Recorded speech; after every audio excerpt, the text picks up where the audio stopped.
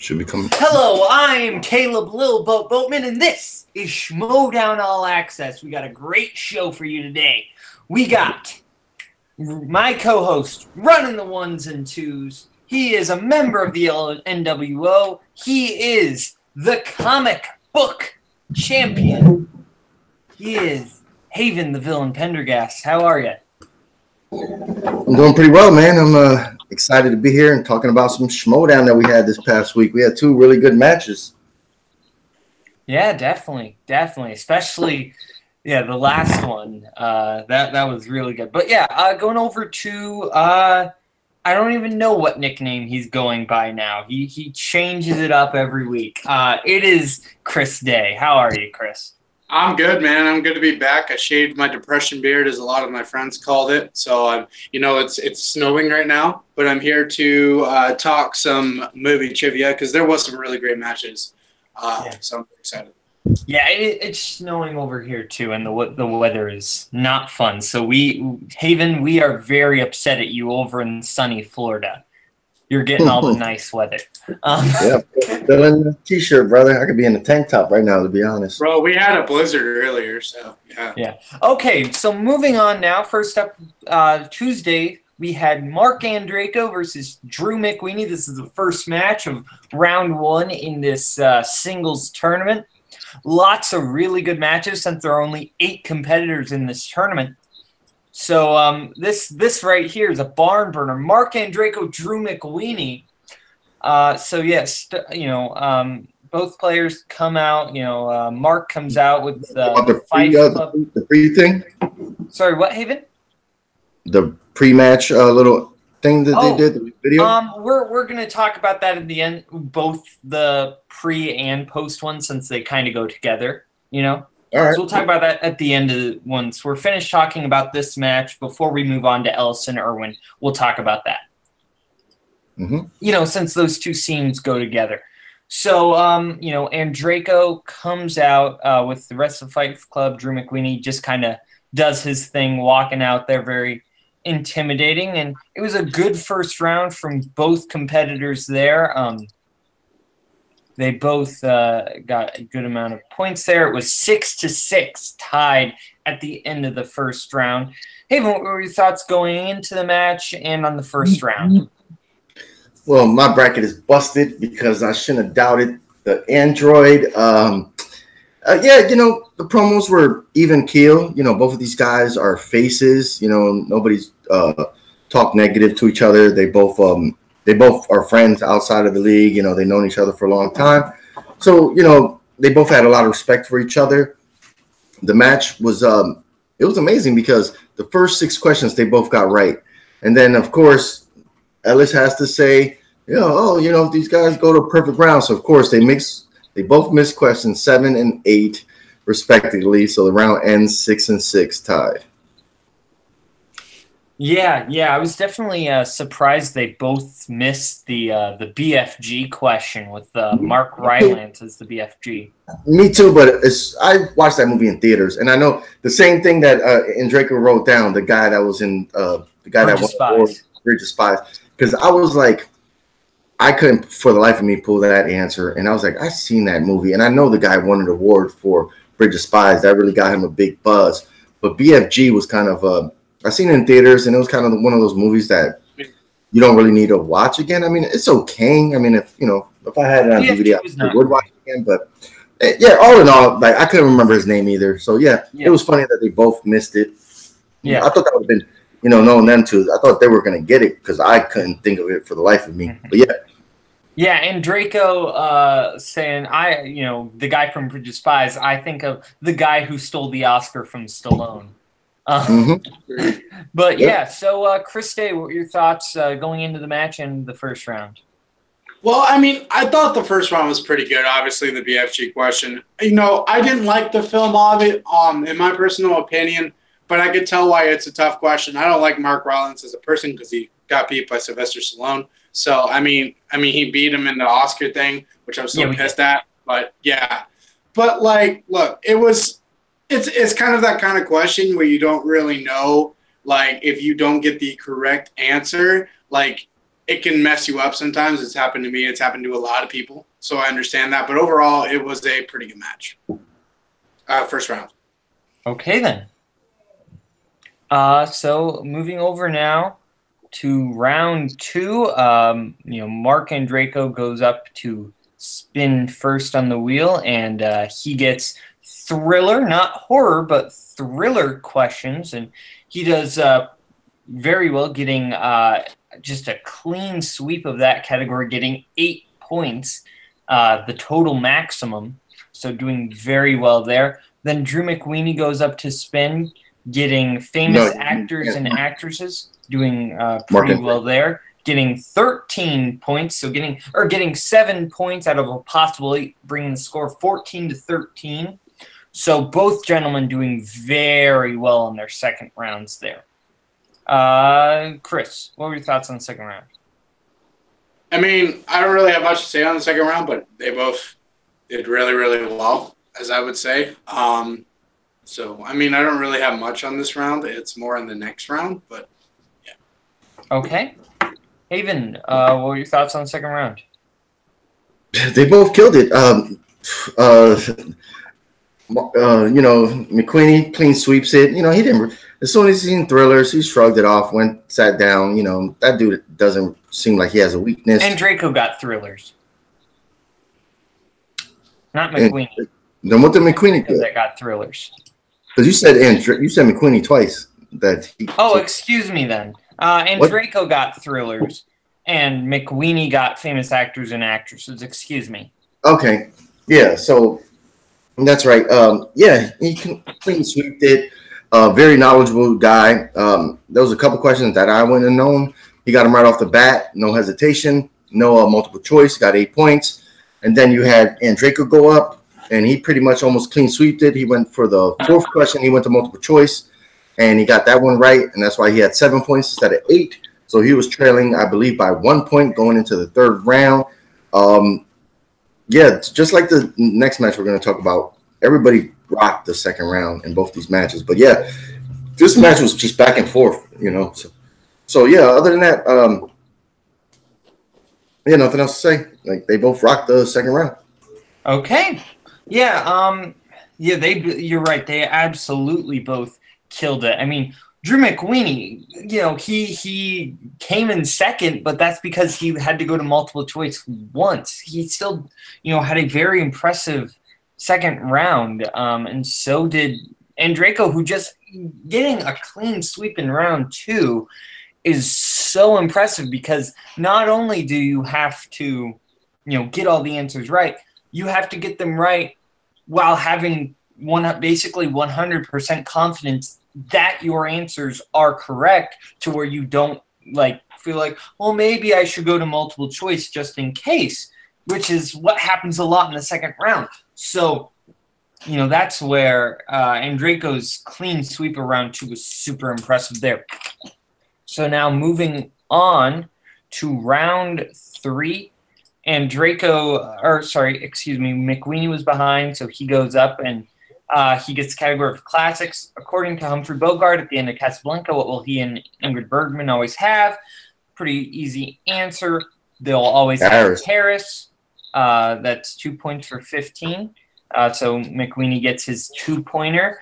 And Draco goes up, get his 2-pointer in the category of musicals, and The Greatest Showman, who plays Charity Bardem, wife to PT. And Draco gets that right. Michelle Williams. Then McWeeny goes up with Action Adventure. The Raid series takes place in what country? McWeeny gets that one correct. Then it goes over to Andreyko for question 2. What is the last name of the paranormal investigating couple in The Conjuring? Andreyko can't pull it. I believe it's the Warrens was the correct answer. Yep. What? Correct answer. Yeah. Warrens? Yep, Warrens. Yeah, Warrens. And Andreyko could not pull it. Then Andreyko goes in the category of Tom Cruise, who plays the intimidating Winston Cup champion Rowdy Burns in Days of Thunder. Do you guys remember who that was? Yeah, it was Bill. Wasn't it Bill Paxton or Bill Pullman? Yeah, I think it was. Yeah. One of those guys. One of those two. San Andreco gets that right, bringing the score 21-18. Drew McWeeny, in Apollo 13, what was the flight surgeon concerned astronaut Ken Mattingly would come down with, dashing his hopes of joining this mission? And McWeeny can't pull his 5-pointer, and game's over. He guesses a cold. That was incorrect, and the game ends, Andreco winning 21-18. Haven, what were your thoughts on the third round and the match in general? The match was great, and it was just a classy match. That's the one thing that I liked about it was both of these guys are very respected in the Schmeodown. The Android sometimes he even posted on the Facebook page like he oh damn, I broke all these brackets, like what the hell? I forget what the actual message he sent, but he was shocked that nobody was like rooting for him, and I did the same thing. I didn't root for him. I know me and you both picked McQueen to win this. But both guys are so classy that, you watch the really competitive game. The third round, McQueenie got his first one right, his 2-pointer. Excuse me. And then it jumped to the Android. He got his 2-pointer right. McQueenie got his 3-pointer right. When Andreco missed the Warrens question, that one I knew. In Indonesia, I knew because I love the Raid films. Garth Ennis only did like maybe 5 movies, and he did both of the Raid films. So, and I got both. I got the first one on Blu-ray. No, excuse me, the second one on Blu-ray. The first one on just regular DVD. It's, I love action. Those movies are off the chain. So, once his 3-pointer came up, I was like, oh, it's the Warrens. Even though I don't really care for those films, I knew it was the Warrens. When he missed that one, I thought the Android was done. But, for McQueenie's 5-point question, I think maybe he should have went to multiple choice, excuse me.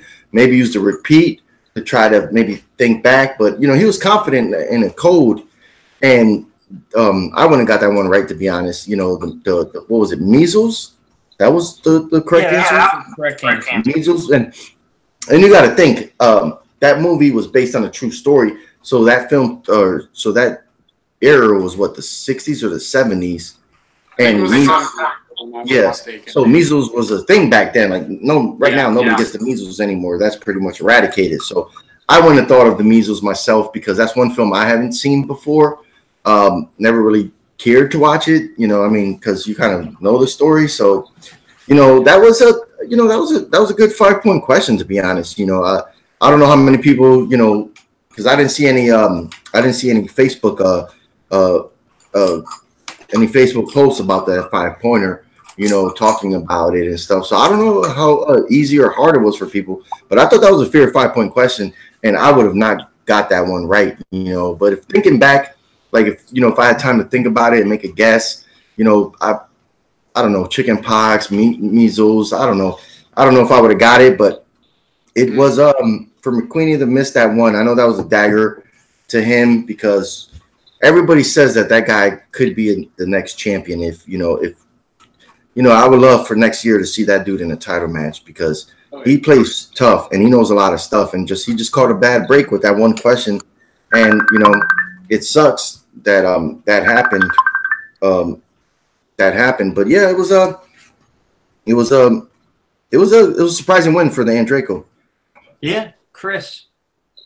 I mean, it was a great match. I think the round 3 questions were a little easy for some of us, like some of us who know our stuff. And obviously, I saw Apollo 13 actually recently. I went and saw it at one of the local theaters here that played in 4K, and I didn't even think of that question, honestly. But no, I mean, some of these questions were really easy for me. There's some people who wouldn't know, like we'll always have Paris and some of those other questions. But for me, it was a great. So, yeah, well, I mean, it was a great match overall. Very shocking. I almost put McQueenie, but I kind of went with Merle in my bracket. So, but anyway, it was a great match. Yeah, the 2-pointers are always a little easy. So to kind of single out the 2-pointers for being too easy, it's that like the 2-pointers, have a kind of a tradition of being easier. And I thought the 3-pointers and the 5-pointers were pretty tough, in my opinion, anyway. Yeah. Yeah, they were good questions. Yeah, I wouldn't have got those. So besides, so then why are you saying that the round 3 questions? No, I was talking like the first couple. I was talking the 2-pointer. I thought the 2-pointer was kind of easy, but that's just me. I think that's the nature of 2-pointers, though. Yeah, you know? Yeah, that's what I agree with, because 1-pointers and 2-pointers are kind of similar. Like any 2-point questions could be asked in the first round. You know, it just depends what people know. So, you know, for the person in person to write these questions, I'm never going to badmouth the sequence of the questions or the difficulty, because you just never know what people know. But, you know, I thought they were good questions for this match. Yeah, I've also learned a lot from writing questions, because I've written questions for tag teams obviously before. So I understand how, like, a little more than I used to. So I understand that. I mean, grading question difficulty is so hard because it's so subjective to what you know. There could be a question in classics that Haven doesn't know. Like, for him, that's a 5-pointer. We'll use an example. Disney question. Song of the South. What 1946 movie had, you know, Uncle Remus and Brer Rabbit? To Haven, that was a 5-pointer question. He put that in a 5-pointer category match. For me, I put that about 3-pointer at best. But there are some questions that Haven would say, okay, this is like an easy 2-1 pointer, and I'd say, no, man, that's a 5-pointer. So that's the thing, is that question, you know, difficulty is very subjective to what your strengths are as a, you know, competitor. That's the nature of this. So, you know, it's always kind of difficult to judge where a question should go, you know. Yeah, that's true. Yeah. So now moving on to the pre- and post-credit scenes. Actually, I want to give my thoughts on the match a little bit here because I didn't quite get to do that. So Andreyko and McWeeny, I mean, this was an amazing match. Both players were playing well. I think McWeeny's one of those players who always gets close to a shot at, like, getting a singles championship, and then always kind of somebody comes in and swoops in and takes it from him, you know. JTE beat him. Irwin beat him. Now Andreyko beat him. So it always seems like he gets a lot of hype in singles and never quite makes it there, you know. So hopefully he can, because I think that dude is just a fountain of knowledge. But, yeah, so now to these pre- and post-credit scenes here. So the first one comes in. Now, last time we saw, you know, Thad kind of saying no to Mike Kalinowski there and kind of denying his wishes. And now KO's coming in talking to Thad, being like, okay, well, I want you to challenge Harloff, or I'm going to, you know, show your blackmail here that I have on you. And then in the second scene, we see Thad challenging Harloff. Now, I'm going to give my thoughts here first, because I think this is either establishing, you know, so, well, one thing I should say, then this is, at the Spectaculars, is going to be a match between Thad and Harloff for who gets the commissioner.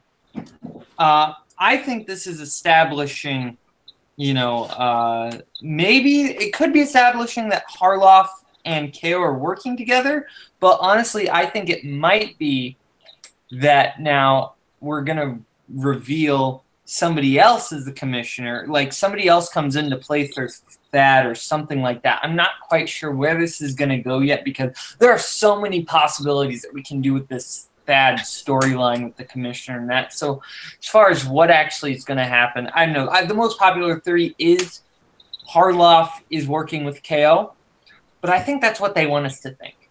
I think that's where we're going here. So, hey, Even, what are your thoughts? Yeah, before this, I just want to get to the post-match, the post-match interviews. You know, like with Jen and McQueenie. You know, she gave him the cannoli. I thought that was cool. It was good to see the Crusher out there with the manager Emma Fife. You know, congratulating the android for the victory. The only thing I think is that Rachel should have had the belt on the right shoulder, you know, facing the camera, you know, but, you know, that's just nitpick. Yeah, this thing was intriguing. You know, I'm really glad. I know we talked about this a couple weeks ago that, you know, we haven't seen any of these kind of post, you know, credit and pre-credit little vignettes, and now we're getting abundance of them. I thought it was good. I really don't have any theories of where this is going to go. Harloff was pretty cool and kind of funny when he was just like, nah, I don't want to do it, and then he kind of, you have Thad kind of, just asking him like, please, what would you like, to just play this match, which is a weird thing because I don't remember Thad ever playing a match before, and I don't even know his knowledge. So he played in the free for all. Well, yeah, a lot of guys playing, a lot of people playing the free for all, even if they're not that knowledgeable, just to fill in roster spots.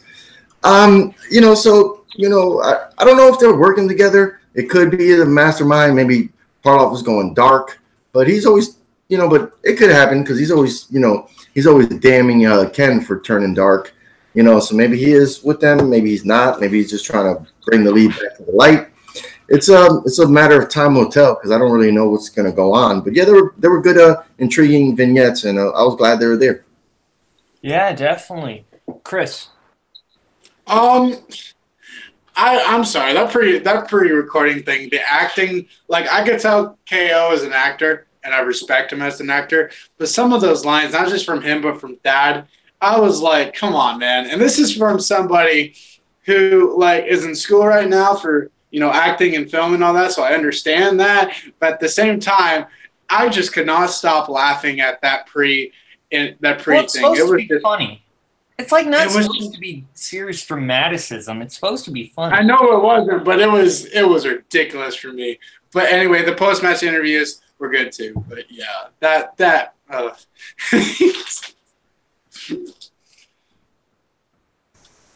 Okay then.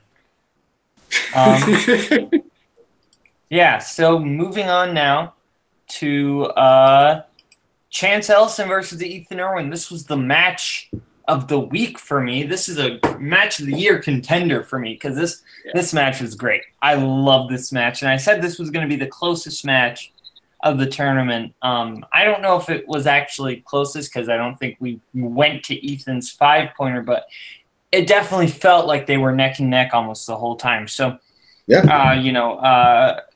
Chance Ellison comes out with Ken Knapsack, and Irwin comes out with Jay Washington, both doing that, and they both kill it in that first round. Ethan gets 6 points, and Ellison gets 5, so both doing very well in the first round there. So, Chris, what were your thoughts on going into the match and the first round?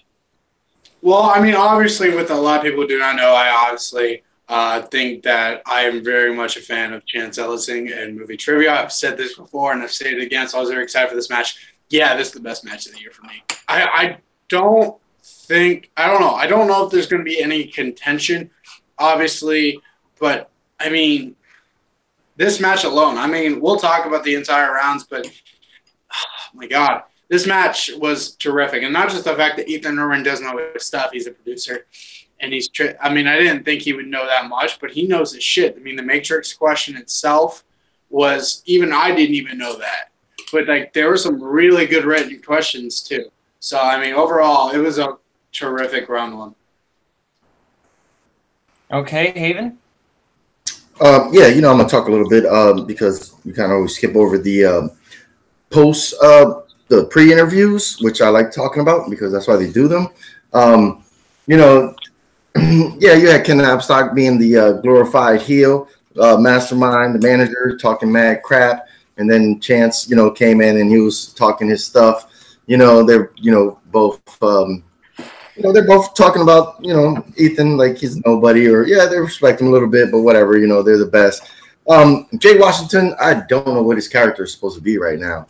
As a manager, I thought he was a heel, and now he's, I don't know, smiling and talking all weird. So that kind of threw me off. I guess because Ethan is a face, because Ethan just goes there to whip ass and take names. The intros weren't really nothing to talk about. They both came out with their regular music, and the first round went really well. It was a good first round.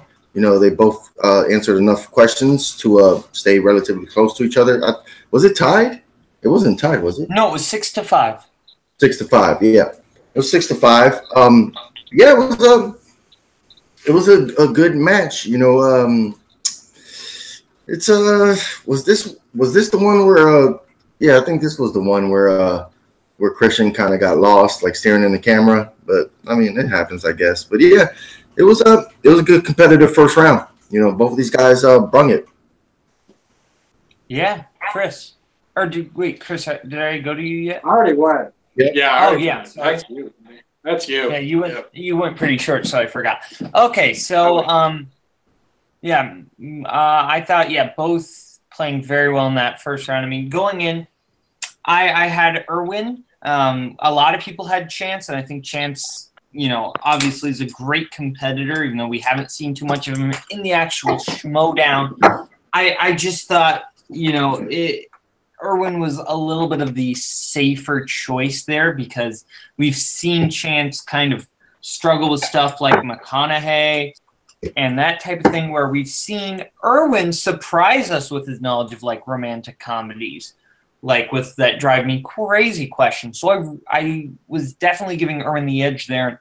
I was not proven wrong there, but both players played very well in the first round. Moving over to the second round, which is where both players really got their chance to shine here.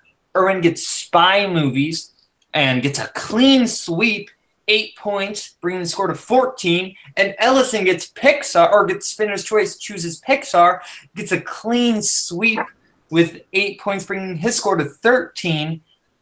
So both competitors get a clean sweep in round two. I don't know how many times that has happened. That might be the first time both competitors have gone perfect in round two. Maybe not, but I think that might be the first time that has happened. I'm not sure, but yeah, it was impressive for both competitors. At least it hasn't happened too often.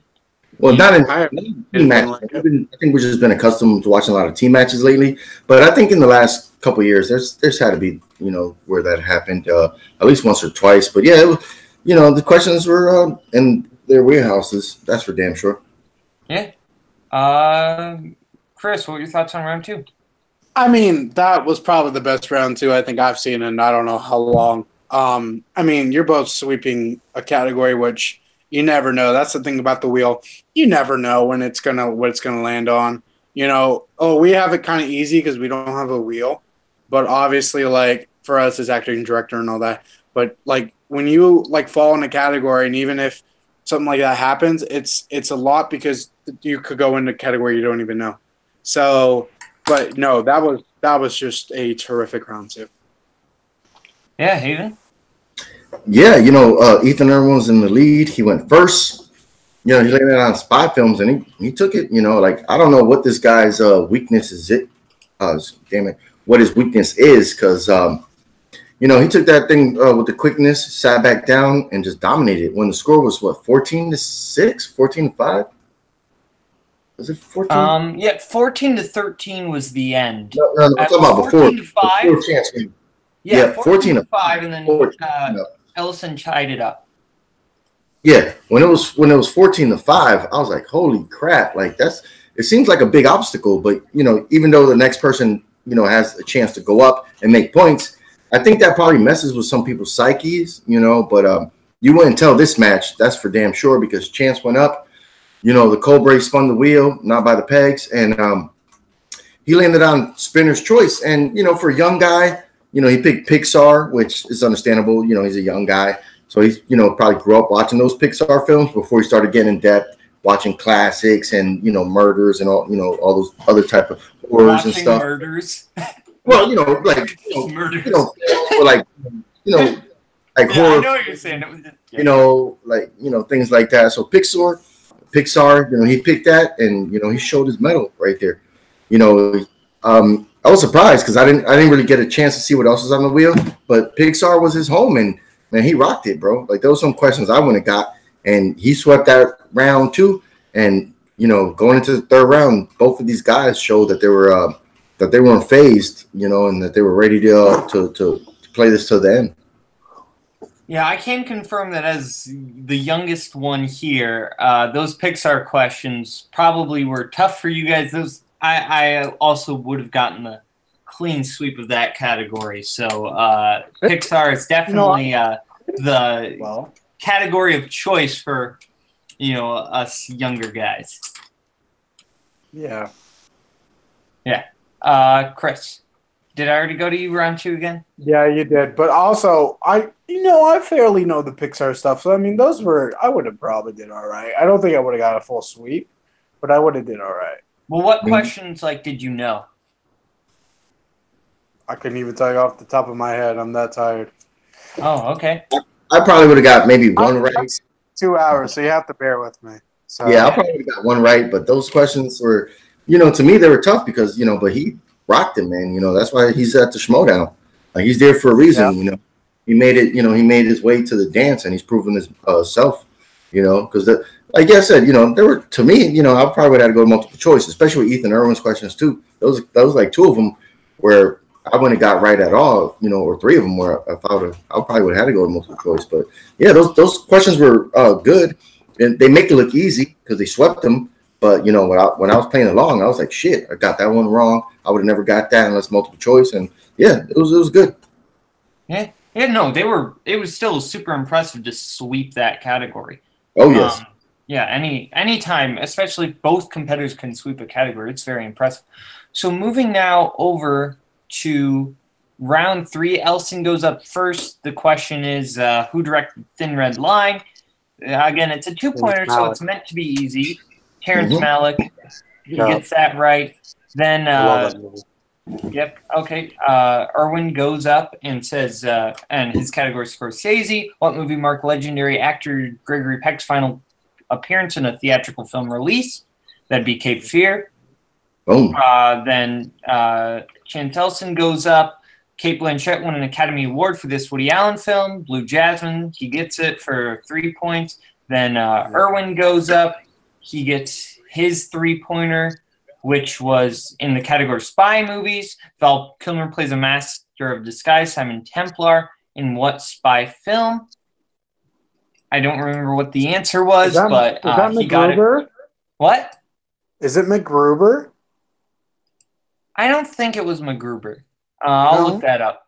And then Chance goes up. What lead singer did Brad Pitt idolize in the movie Johnny Suede? And he was behind by 1 point, and he couldn't get this really tough 5-pointer right. He guessed Elvis. I believe Ricky Nelson was the correct answer. And that was just so tough. And Irwin won the match. But it was definitely close. Chris, what were your thoughts on round 3 and the match in general? Round 3 was incredible. I mean, I knew some of those, obviously. We were talking about the Thin Red Line, obviously. I knew I love that film. There's, I know some of those. That last one, I mean, hats off to Chance because that's a really tough question. So, I mean, it's a really tough one. And but there were some really great questions in there. Also, Cate Blanchett was a good one, too. But overall, terrific match. Like I said, I think Chance is probably going to be in the title hunt in the next couple of years. I could see that. He's a very young competitor. I would even say that he should be in the Rookie of the Year conversation. I don't know if they will, though. But he might get a nomination, but I doubt he should. I mean, the kid's done really well for himself. So there's no nomination for playing 3 matches and losing 2. Or he won 2, or they won. He won, I don't know. Anyway, 3 matches. We're not going to get into all that right now. That has no place in this All Access, unless Little Boat has a category for that after these matches. No, we'll probably talk about that once the Schmeodown Awards come a little bit closer.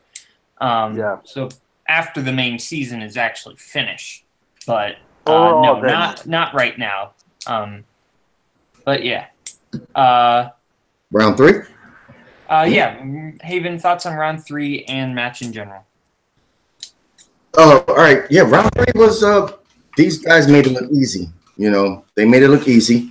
They both answered their 2-pointer relatively quickly. Without hesitation, a second, boom, they got the answer right. To be honest, I wouldn't got either one of those 2-pointers right. That's why I'm not in the Schmeodown yet. But yeah, the 3-point questions were fair also. They were going back and forth, just like the first match this week on Tuesday. It was a 1-point game where it kept going back and forth, and it was the same thing here. You know, it was going back and forth, back and forth. Ethan Irwin's 3-point question was what was it again? Ethan's which point 3-pointer? Yep. Val Kilmer plays Simon Templar in what spy movie? Yep, and you got that one right because I probably would have got that one wrong. Yeah, it was a back and forth, and then when it went to Chance, his 5-point question was a fair 5-point question. Like I drew a blank. I couldn't think of anyone. It surprised me because I don't think I've ever watched that film, so I really have to go watch that film now. That's the good thing about the Schmeodown. Sometimes they'll ask you a question for the film, and you're like, "What? I never heard of that." So you know you have to go check it out. But yeah, man, I think he might have asked for a multiple choice, or no, excuse me. God damn, I keep saying multiple choice. Maybe he asked for that repeat, and then he just blurted out an answer. Which, to be honest, I think I would have said the same thing. I was racking my brain trying to figure out which artist that could have been, and you know, Elvis seems like the most easiest choice. But when Elvis is played in movies, you kind of hear about it, you kind of know about it. So I was just like, I was thinking to myself, like, who could it be? And then I was like, I'm trying to remember like classic singers, and I'm like, it wasn't Richie Valentine. Like he already had his movie. Elvis, the last time I seen him in a movie or portrayed was like, you know, 3,000 Miles to Graceland, and then you know, I just couldn't think of it. So I was like, once he said Elvis, I was like, I don't think that's right, and he got it wrong, and I don't even remember what the right answer was. I can't even remember. Ricky Nelson. Which one? I believe Ricky Nelson was the guy's name. Yeah, I don't even know who that is. So that's the thing. I don't either.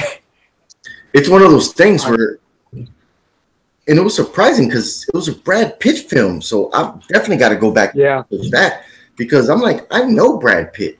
You know, just, you know, like I said last week when they asked the Tom Cruise thing, I was like, yo, I know Tom Cruise, but obviously I don't know Tom Cruise like I thought I knew him. You know, and the same thing with this question. I was like, I don't even know freaking film that's from him, you know. So it was tough, man, to see him lose that one. And yeah, either Irwin didn't get his 5-pointer. You know, he won the match right then and there. But it was a good game, man. And you know, so Chance is not going to be around for the rest of the year. It's winding down. You know, Ethan Irwin. I think Ethan Irwin is. I forget who I predicted last. Yeah, I think him and I think it was Clark was probably going to beat him. But yeah, you had Merle beating Irwin.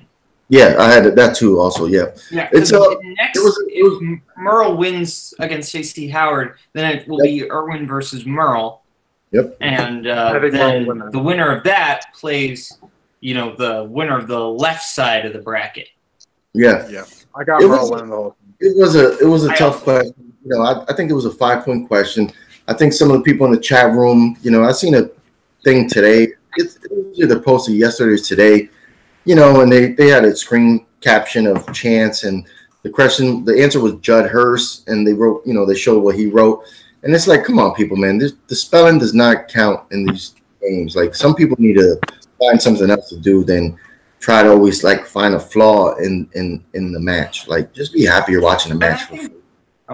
You know, I think that was just a badly written S. That wasn't like a misspelling. It was just it was an R. That was just mistakenly written as an S. No, it's not like a big deal because it's obvious it was meant to be an R. He got the question right. Yeah, I mean, realistically, some people need to, like, I don't know. I think some people are still butthurt about David O. Russell. Yeah, maybe, but I think that's what it is. I seen that yesterday, and then the Cobra did respond and, you know, said something, but I was just like, I looked at it, but I didn't respond, you know, because I'm just like, I was like, some people, man, it's like, enjoy the matches. Like, these guys are doing it, even if it's taped or if it's live, most of these matches, I believe, are taped. Like, yeah, unless it's like the live show, and even then, that's taped when we see it on YouTube. Yeah, you know, but it's like, it's like they're human beings, they're perfect. Do you want them to get like super strict on some rule book and like literally look at each board? Like, do they got to leave the table and grab the board and look at it and It's like, Jesus Christ, people, man.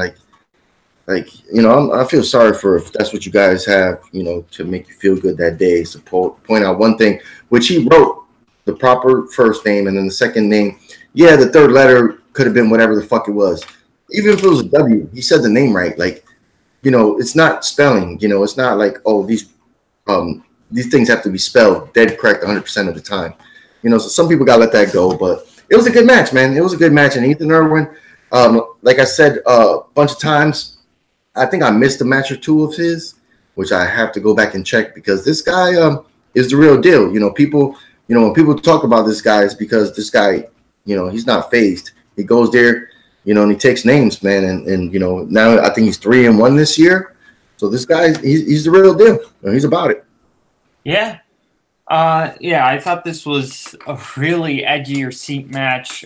Both competitors playing very well. Yeah, Irwin got that. I thought that 5-pointer was incredibly tough chances. I thought it was Elvis because, you know, the movie's called Johnny Suede, blue suede shoes. I figured that was the direction it would have taken, but it was not. So that was a ridiculously hard 5-point question, so I definitely feel bad for Chance on that one, but, you know, it is what it is.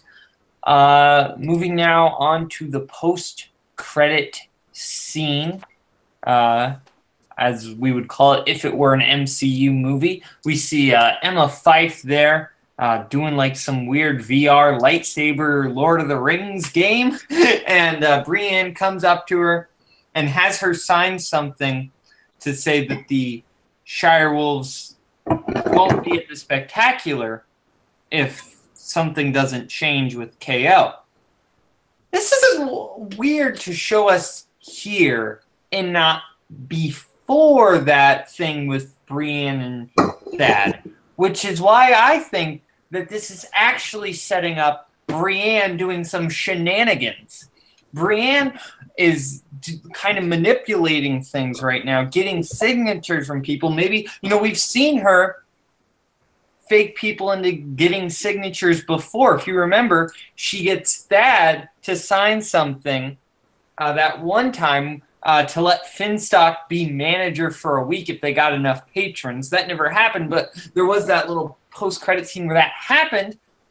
So we've seen Brienne do stuff like this before. So that could mean that Brienne is telling them it's signed for one thing when it's really signing for something else. What that is, I don't know. That could be maybe that commissioner. Actually, here's my theory. That commissioner thing between Thad and Christian, going to be a triple threat. Brienne's going to come in, and it's going to be Christian versus Thad versus Brienne for the title. That's what it's going to be. I think because Brienne has said on Twitter that she wants to be commissioner. So I really think that Brienne, Christian, Thad, that's what it's going to be at the Spectacular. Chris, what do you think?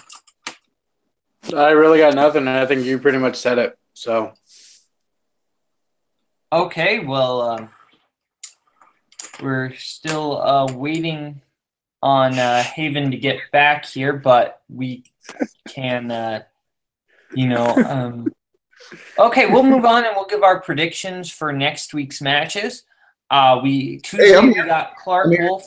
Oh, okay. Yeah, I thought this day was going to go first. I just had to run to the rest. He did. He just said, I don't have anything to say. And okay. Yeah, I don't know where this is going. This is intriguing because a lot of people are speculating that maybe, you notice, the corruption's going on. Thaddeus is in the pocket of KO. KO has the mouthpiece of Ken, which went to the dark side. He's going to challenge for the Star Wars title at the Spectacular. And then you have the new kid, kind of like the enforcer, Cobra, Chance Ellison on the team. So this one could go either way because maybe Brienne did make a deal, ever since last year's Spectacular when they drove off together, but it seems like she's fighting for the good side, but maybe she could be like the Catwoman, man, or something like she, maybe she's down with the corruption and is helping them, but even though when we're watching her, she's tired of it. So maybe she is going to, try to take the league, by force, because she don't like what's going on and nobody else is doing anything about it. So she's pretty much the one that's confronting, she's confronting Thad, and she's speaking out, saying that she don't like what's going on, and she's gathering people that don't like the same thing. So maybe it's just, I don't know. Maybe it could be one of those things at the end where, it's revealed that, her and KO, are the masterminds. Because if Christian joins, it'll be nice to have a female on the team, not being sexist or anything, but, there's 3 guys. So if they had a female, that'd be cool. But I don't know. This is very intriguing to me. And if she's fighting for the light, then I think she'll be like the number 1 face, like leading the charge. But if she turns it around and twists it up where, maybe next year that KO and her, and Ken and everybody else down with them, they have like a foothold of the league and they're dominating it. Because right now, if Christian plays Thaddeus in a match, which I'm guessing they are, he's gonna mop the floor with Thaddeus in a match. So to take back control, and Thaddeus seems like he's ready to give it up, so that's why he begged and pleaded with him to take the match. But I don't know why they need a match for that, because Thaddeus is not a top tier player and Christian is. So I don't know. Maybe you're right. Maybe we should jump in that because she really has nothing else scheduled at the moment. Maybe but it's intriguing. I can't wait to see how it unfolds. Yeah, definitely. So now moving on to predictions for next week, we got Clark Wolf versus Ben Bateman, and we got Stacey Howard versus Dan Murrell. Chris, thoughts? You said Clark Wolf versus Ben Bateman, right? Yes. Okay, I have Clark winning that one, even though I love Ben Bateman as a heel. I think he's a terrific heel. He knows his shit, obviously. Brendan Hanna's a big fan of his too, we could tell. No, I think that it's going to be a good match, but I think Clark's going to take it. And then obviously I've told this before and I'll say it again. I think Dan Murrell is going to win it all. And so I got Murrell too. So that's just okay. Haven. Yeah, last week I played Clark to go all the way. She hasn't played a lot this year, especially singles. So, I don't know how prepared she's going to be for this match. Ben Bateman's been on such a high right now, winning 2 matches in a row just to qualify for this thing. I mean, he's got all the momentum in the world, and he's really showing that he is a dominant player. I picked Clark Wolf last week. I'm going to stick to her because, I picked her because she's a part of my I picked her in my fantasy league. And right now I'm close to getting towards number 1. If she wins all her matches, then I'm probably going to end up being close to number 1, maybe number 2 in my fantasy league at the end of the year. But this is going to be a tough match. This is going to be a really tough match, and I think it's going to show how much they both know. And so I picked Clark Wolf to win this. If she loses, it is what it is. But I picked Dan Murrell to win the other match. But I don't know, man. Ethan Irwin, he could surprise us. But I did pick Dan Murrell to win that one. Yeah, I think Stacey Howard, she's a great competitor, doesn't have a chance against Dan Murrell. We've seen stranger things happen, but I doubt that Stacey Howard will beat down Murrell. I think Wolf versus Bateman is very interesting. I think a lot of people are saying Ben Bateman, because Clark Wolf hasn't played in a while. And I understand that argument.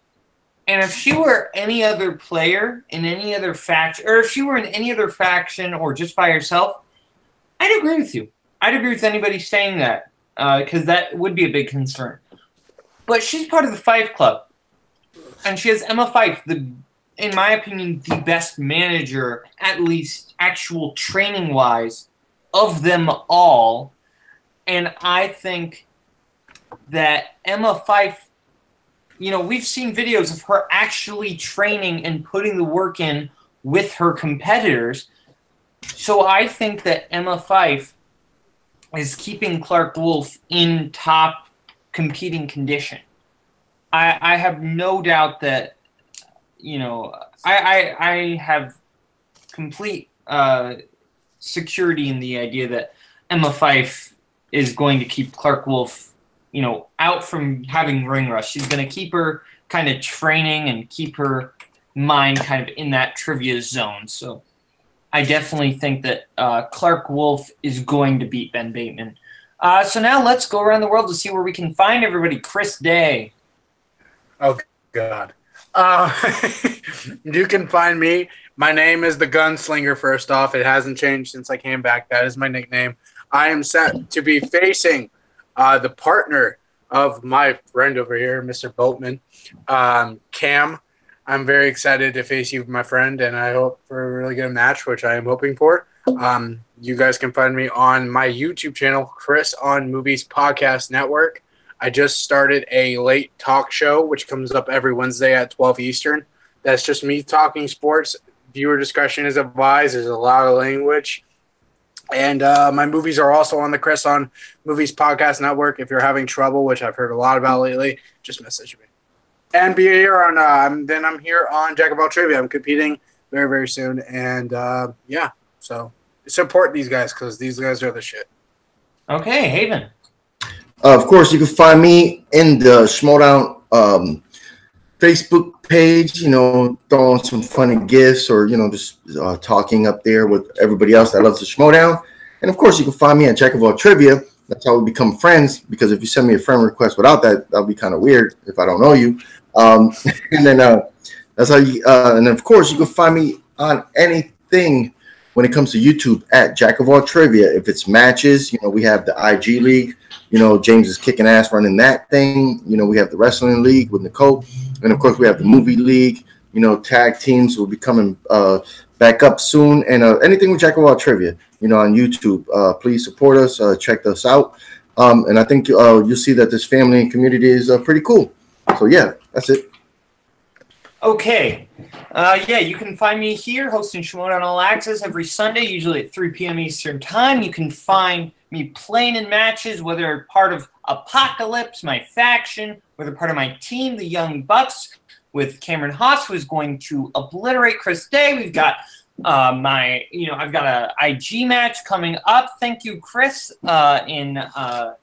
against Caleb Mashed Potatoes. A 4-year-old predicted that I will win that match, so that means I will. And then I will beat C-Dub after that.